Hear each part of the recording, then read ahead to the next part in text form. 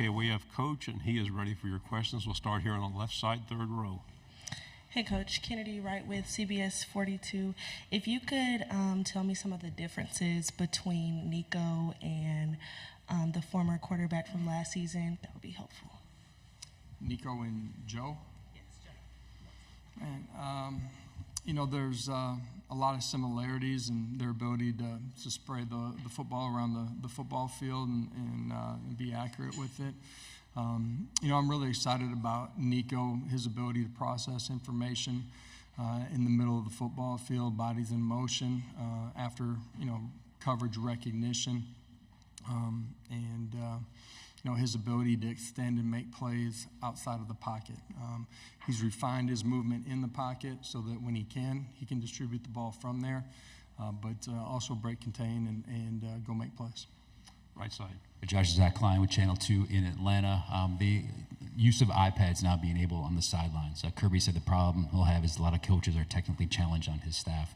How do you think that will help you? Maybe too much information overload. How do you take advantage of this new opportunity? Yeah, well, it's going to give you the ability to go back and tangibly see everything that happened. It takes away some of the artistry of having to put the pieces of the puzzle together without being able to watch it in between drives or from play to play.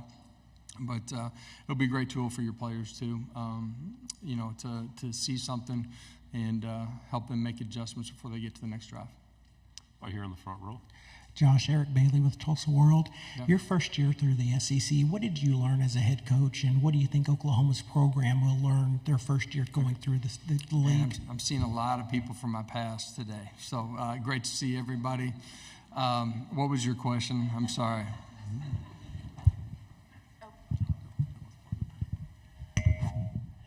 When you went through the SEC the first year as a head coach, what did you learn, and what do you expect Oklahoma to learn their first year going through the SEC?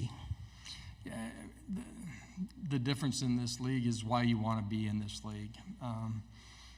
Top to bottom, it's got best coaches, best rosters, talent level. Road games are real road games every Saturday in every venue.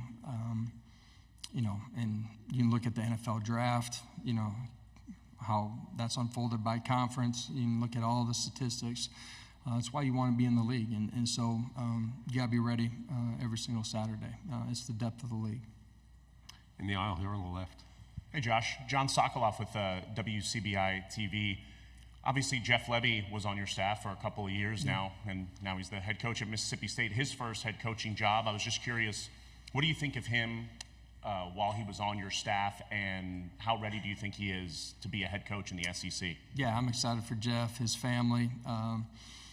Highly competitive. I've known Jeff a long time. He was a student assistant when I was GAing at Oklahoma after he had injury and couldn't play anymore. So knowing him a long time, he's smart, he's competitive. He's been inside this league, and he'll do a nice job down there. Right side, third row. Derek Peterson, Saturday Down South. You obviously have a shared history with Brent Venables. Yeah. Can you just speak to the relationship that you have with him and how the dynamic might change now that he's coaching against you in the conference? Yeah, I'm not going to like him as much when I'm coaching against him. All right. Now, Brent, like as a player, I thought he was one of the cornerstone pieces on the staff, and that's from a player's perspective of helping us get to where we got. His consistency, his competitive drive were things that you notice as a player. You get in the staff room with him, you see that same energy and same focus from him, and got great respect for him and what he's done throughout his entire career. That's every stop that he's been at, and obviously what he's doing at Oklahoma now. This side, and then pass it to your left. Tyler Shaw with KBTX and College Station. Have you kind of thought about what kind of emotions it'll be for you going back to Norman, and then what will you be able to tell your players to prepare them for that specific road trip? Yeah, it'll be unique, my viewpoint that day, just seeing the stadium from a different perspective. And I just say that simply change the sidelines. At the end of the day, that Saturday in September, I think, maybe early October, it's about Tennessee and Oklahoma and, this year's teams. So, go prepare the same way that you do it fiercely, and be ready to strap it on and go play. Right side, fifth row, then pass it forward one. Hey, Coach. Ben Bobick, Local 3 in Chattanooga. Boo Carter is a big-time recruit that you guys had come in here at the beginning of the year. You hear a lot of people toss around the term it factor. I feel like Boo is one of those guys that has that it factor. What is it about him that makes him special, and do you foresee him contributing on the field this fall? Yeah, Boo's been really good inside of our program. He's really grown off the field, and because of that, it's grown inside of our program too. He's a dynamic playmaker, and you can see that, from his high school footage as, offense, returner, defensive playmaker. We were fortunate to spend a lot of time with him in different camps and get around him. His competitive composure on game day, I got a chance to go see him play. It was striking to me, just watching everything unfold and his ability to communicate, after a play on the sidelines with his coaches, players. And, I'm excited about his growth and mastering the position within the fundamentals and technique in our scheme as we go through training camp. But expect Boo to have a great fall. Left side. Coach, Carter Yates with Dave Campbell's Texas Football. With Texas and Oklahoma being added to the SEC, obviously there's 2 Texas universities in the state. Now, does that change at all for y'all, the geographic area you're recruiting? Now, for us, we have a national brand. We've recruited nationally. We have multiple kids that are from the state of Texas that are with us, and we'll continue to recruit it. Right side. Hey, Josh, Trey Wallace. The kind of relationship that you have with Danny White, Donnie Plowman, we're seeing a lot of universities around the country put a halt on certain things when it comes to constructions and stadiums and projects. Tennessee's kind of going forward with this, and with Neyland Stadium, the baseball renovations, the athletic facility. What does that say about the progress you guys have made as a university over the last number of years, and the commitment that they have to you as the football coach, the baseball coach, Rick Barnes, and so on? Yeah, if you don't have alignment in your leadership, it's really hard to keep pushing forward. And we have that at the University of Tennessee, from Danny to Chancellor Plowman to Randy Boyd. Dynamic people, they're like-minded, they're highly competitive, they're energetic, but they're visionary. They find ways to solve problems, don't complain about problems. For us on the athletic side, you look at the changes that they're making to Neyland Stadium, to our baseball stadium, revenue sources that are revenue sources for game day in Neyland, but are going to be revenue sources 365 days out of the year.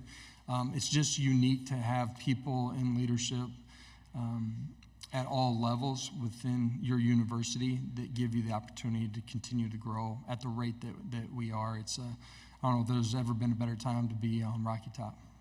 Back row, then pass it forward to your left. Dan Peck, ESPN 106.7 in Auburn. Coach, how do you decide how much of your roster should be built up through the transfer portal versus the emphasis on recruiting players directly out of high school? Yeah, for us, the portal is a way to patch needs that you have within the landscape of your roster. I think high school recruiting, the development of the player within your scheme, in the weight room, but also the leadership that you have to have from within your program. I don't think you can ever, hurt yourself as far as, where you want to continue to grow in your program, not just in this immediate year, but years down the road. And, we've been in a unique space. When I got there, I think we were at 65 scholarship players our first fall. There are reductions that we've had to take. We've had to be smart in how we continued to build our roster. I talked about our wide receivers being the deepest, the position group being the deepest that it's been. Some of that was because that's just the way it was, but some of it was also decisions that we had to make as a staff, and feel like our roster is the deepest that it's been. And really excited about, how we can continue to grow and push forward. Left side on the aisle. Coach, right here on the aisle, ESPN 106.7 in Auburn, Jacob Goins. You are taking an intriguing road trip in week 2 to NC State. What does that game mean for you and your team and the trajectory of this season going on the road to a different place in week 2? Yeah, it would be the biggest game on our schedule that week. Huge game. You look at the quality of the opponent. Coach Dorn's done a really nice job over there building that program, consistency that he's had. But for us, the Carolinas have been a really fertile recruiting ground, and for us, there'll be an opportunity to go to some of our recruits and play in front of them. Right side of the aisle, then pass it back one chair. TJ Krulwich, National Football Foundation. Congratulations, Coach, on making the 2025 ballot for the College Football Hall of Fame. Coach, I just want to ask you, how does it feel to be on such a prestigious list like that? Yeah, I'd feel better if I got in, but you know what I mean. What the Football Foundation recognizes and what they do within the landscape of football in general, I think is really important. And then to have an opportunity to be recognized in that way, with a lot of other great players, it's an honor. On the aisle. James Hale from OKC Sports Radio 105.3 HD1 in Oklahoma City. Josh, I heard that you were able to go back when Roy was inducted at the party that he was at. Was that the first time you had a chance to be around the guy since you'd become a head coach? And I was just curious what you thought about that event. You guys know the pace of this job has only continued to get faster and faster with less downtime. So, I hadn't had an opportunity to be around many of them all at one time. I think that was the first time that I got a chance to be around a big group of guys, and it was a lot of fun. Wanted to be there and see Roy recognized, great player, great person. And all the teammates that were able to be back there. There were a bunch of them, and coaches and administration, too. There's a lot of people I got a chance to run into for the first time in a long time. Final 2 questions here on the second row, then we'll go to the fourth. Josh, obviously, your history at Oklahoma. I actually got a fun throwback photo of you and Josh Norman today. Yep. I mean, your connection with that program and those people, your departure did not go like you wanted, I'm sure. Just your feelings, how have they evolved over time since you left there? And does having, as you mentioned, so many guys that you played with or played for now on the staff, how has that maybe evolved how you're feeling about Oklahoma? I don't think my feelings necessarily have really evolved. I got great respect and admiration for the university, the leadership that's been there. Unique time going there as a player and what we were able to accomplish. Great teammates, great coaches, a lot of friends. So I've always had great admiration for the people inside of that state. For me, I'm not at Tennessee if I wasn't at Oklahoma beforehand. So. Okay, on the end. Coach Heupel, Aiden Tyler with OU Nightly in Norman. Obviously, you got that long history, ties with Oklahoma, and how does it feel just with those ties to be their first test in the SEC? Yeah, I thought I'd only get one Oklahoma question today, so I missed on the over-under. Conference games matter. Obviously, I'm stating the obvious, right? Road games are extremely difficult. Know what the environment will be like in Norman.